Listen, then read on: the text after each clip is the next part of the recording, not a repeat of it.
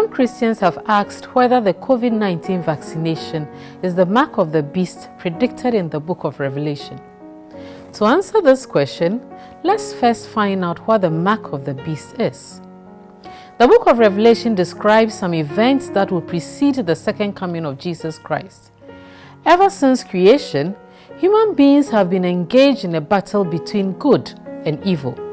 But close to Christ's return, the battle will become fierce and everyone will have to make a decision for or against God. That decision will center on worship. Those who worship God will receive the seal of God.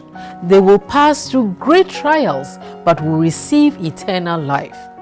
Those against God will receive the mark of the beast and will be destroyed when Christ returns. The descriptions of the beast in Revelation show that it is a religious power that will receive political support. We observe, therefore, from the book of Revelation that the mark of the beast and the seal of God are connected to worship.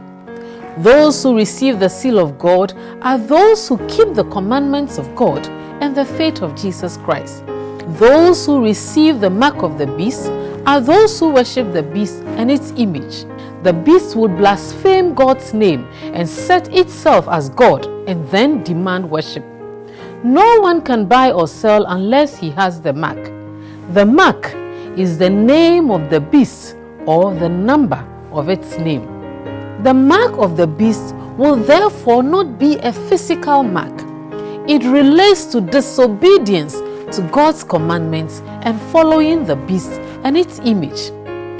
If the seal of God is not a physical seal or mark on the body of a believer, the mark of the beast is also not a physical mark.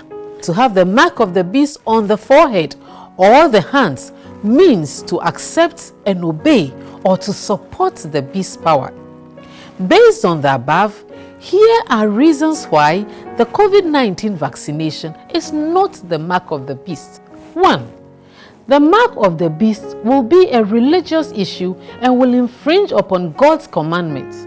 But the COVID-19 vaccine is a health issue and does not require us to disobey God's law. The vaccine is intended to protect us from the complications of the virus in case we get infected. 2. The mark of the beast will involve forced and counterfeit worship of the beast and its image. But the COVID-19 vaccine does not require us to worship someone else apart from God. 3. The seal of God and the mark of the beast are not literal or physical seals or mark that people will hold or ingest into their bodies. But the COVID-19 vaccine is a physical medicine that we inject into the bloodstream. 4. The mark of the beast consists of the name of the beast or the number of its name. COVID-19 is not a name or number of any entity that requires worship. 5. The persecutions and restrictions that will be laid by the beast power will have a religious character or have religion as the basis. COVID-19 restrictions are not religious in nature and are intended only to contain the virus.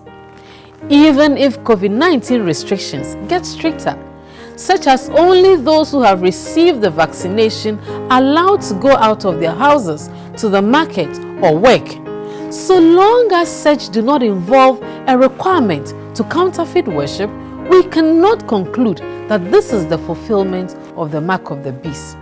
We can therefore conclude that the COVID-19 vaccination does not fit the biblical description of the circumstances and nature of the mark of the beast. Seventh-day Adventists place strong emphasis on health and well-being. This is why we promote holistic healthy lifestyle and also operate many hospitals around the world. The Adventist Church, in an official statement, has encouraged church members to consider responsible immunization, and this includes the COVID-19 vaccine. The statement is clear that the decision whether to take the vaccine or not is not a matter of salvation, nor is it related to the mark of the beast.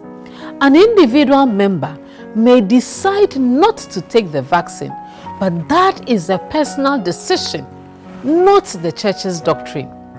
We shall continue to preach God's kingdom, and we should also continue to uphold our health message.